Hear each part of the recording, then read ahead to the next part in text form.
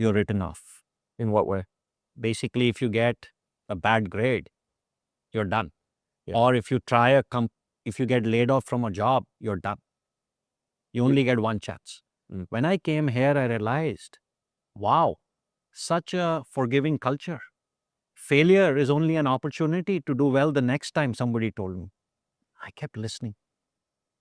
Then they pointed me to this book of the Intel CEO. Failure is only an opportunity to improve in the next quarter. I said, amazing. So you can do what you want to do.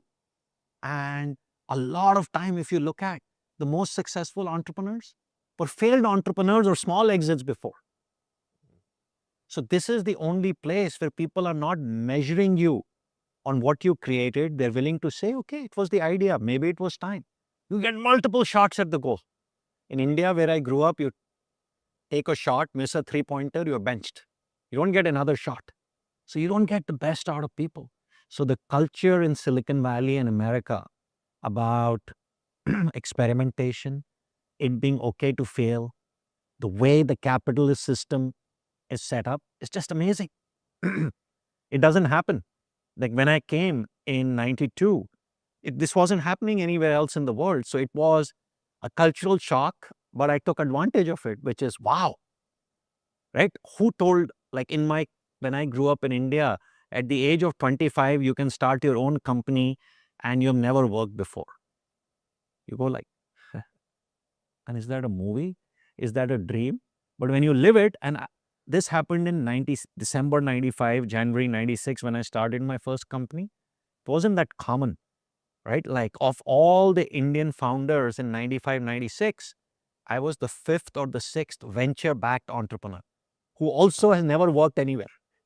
So it wasn't that common, but there was a movie, right? Like Coming to America, or It Can Only Happen in America. So I said, oh, that's what this is. It's a dream, right? Like, remember that movie where the guy says, like, when he looks at that hotel and says, like, I'll also live in it one day. It feels like somehow you have met or know everyone. And I wonder, how do you think about building relationships? How do you think about creating value in people's lives? How do you think about getting value, where you need to help you push things ahead? I would say the best way to approach these things is, as I mentioned earlier, don't look at the output or what will come, right?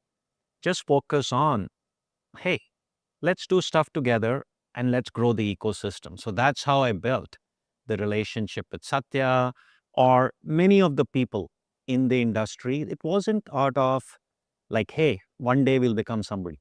No, right? Like these are nice people. We're working on related problems. Let's just collaborate and let's just grow the ecosystem, right? So what I would say is, it's the same philosophy of karma, and you invest in a relationship and don't count what will come out. But my parents taught me in any relationship, if you give 80 and expect 20, rather than giving 20 and expecting 80, or even worse, giving 50 and expecting 50, you'll be a happy man. So I always believe in a relationship, give 80. If you get 20, you'll say, great. If you get 40, what an amazing thing. Or why even think about it? And now I understand what my mom was telling me. She was telling me that if you give 80, your expectation is nothing from the other person. So that's what I was learning in a way, that don't even focus on that result, what I'll get out. Mm. If it's 100 points in an exam, you do 80%. It's okay. So why think about what's going to come out? I never think that way, right? Let's create relationships. Let's grow the ecosystem and make the pie bigger. Is it really everything, or is it just relationships? Are business transactions different, or do you think about it literally with everything? I think to me, a business transaction also has to be a win-win. You try to understand and have empathy and compassion on what the other side is trying to do and look at it rationally. You can't just win everything in life, right? It's a compromise, it's constraints.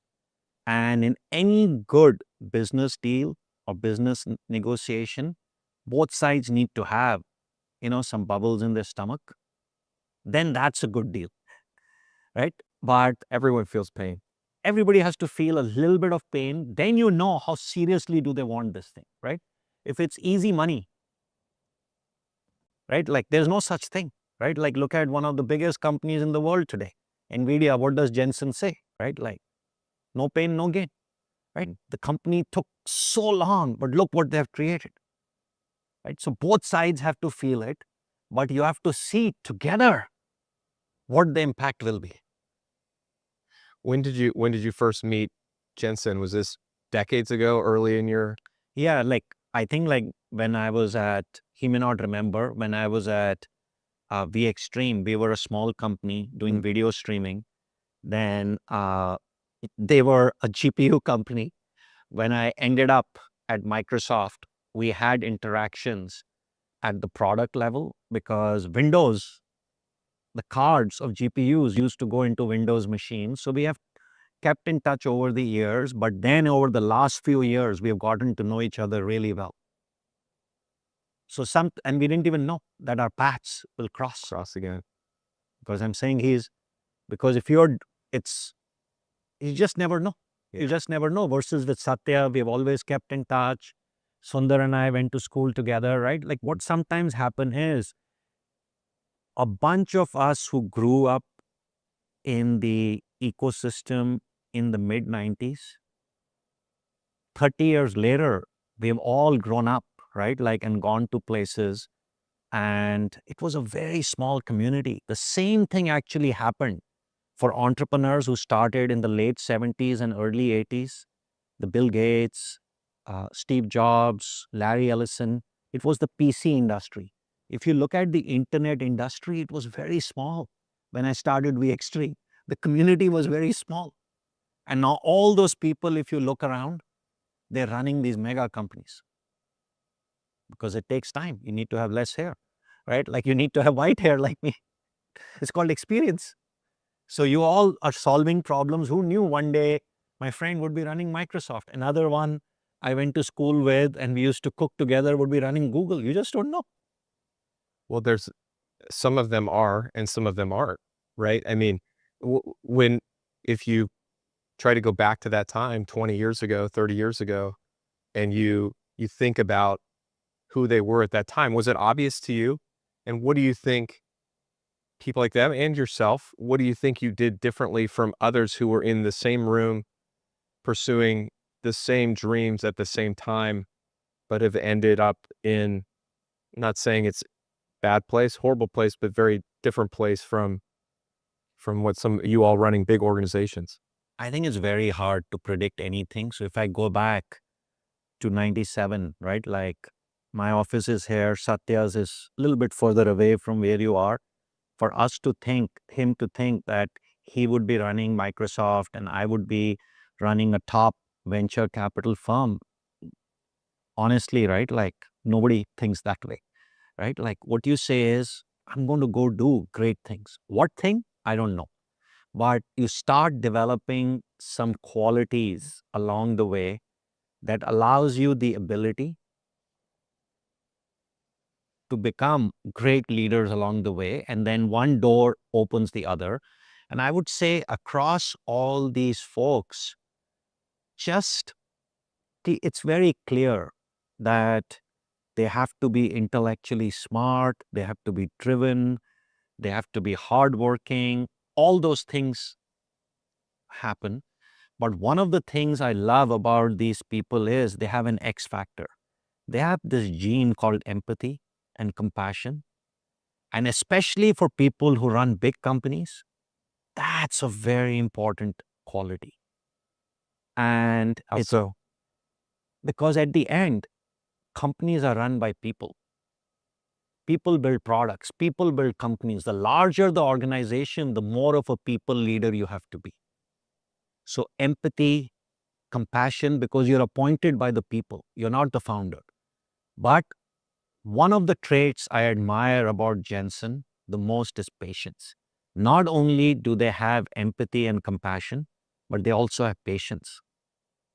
GPUs were never big, but he always had a dream that instead of the GPU hanging around the CPU from Intel and AMD, it will reverse. And that's what happened.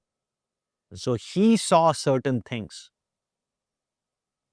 in his vision that one day it would happen that most people did, right? So I think you have to go on the journey, have big dreams, but how they manifest itself, but keep doing good and good things will happen to you. Make enough friends along the way, do good for other people, good things will happen to you. That's what my belief always has been. There's a reason, right? When you asked if I help somebody or if I do something for the other, I always have taken the approach, it's okay. They may not do anything for me, but somebody else will. And it happens. It happens, right? Like in life, it's just if you think positive, positive happens. I don't like negative vibes and negative energy because then that can happen. So just think positive, keep a positive outlook, and don't be coin operated. None of the people we mentioned are transactional. They're not coin operated. They're playing a long game. They're playing a long game. And they're patient and people follow them. As a leader, the most important quality is how many people follow you when you go from place A to place B. I always look at and ask people like, man, who's your best friend? They tell me somebody who's 12 months relationship. I look at them and say, man, I don't ask them, how old are you? I'm 35. And your best friend is only 12 months relationship. You start figuring out, right? It's a hard person to be around. No, I'm just saying, like, for example, my best friends are people I went to school with, Sure. right? I met them in 1988, right? Like, I'm just saying, Satya could be anybody. I could be anybody. We would still be knowing each other, right? Right. So you don't, it's not a calculated game. It's just, it's relationships. It's like LinkedIn. You don't know who's going to do one day in life. So you just build this spider web. It doesn't matter. Don't put it in a math equation because that will just be disappointing. Yeah. Life is anyways tough. Let's not make relationships tough. Everyone creates value. Everyone has something to give and something to offer. If I treat everyone equally, it may be that someday that person I help turns out to be the CEO of Google, or it's just my friend. It's not, there's not any, sort of thing back and forth. It's just, we're just supporting each other. I'm just there. And You're human. you Just be human. treat everyone as you want to be treated, and karma will bring it back around in some way. Yeah, no, very well summarized, right? Like my point is just be a human. Yeah. The ideal self of yourself. Yeah. And if each one of us can do that, think what the world we will be in. Yeah.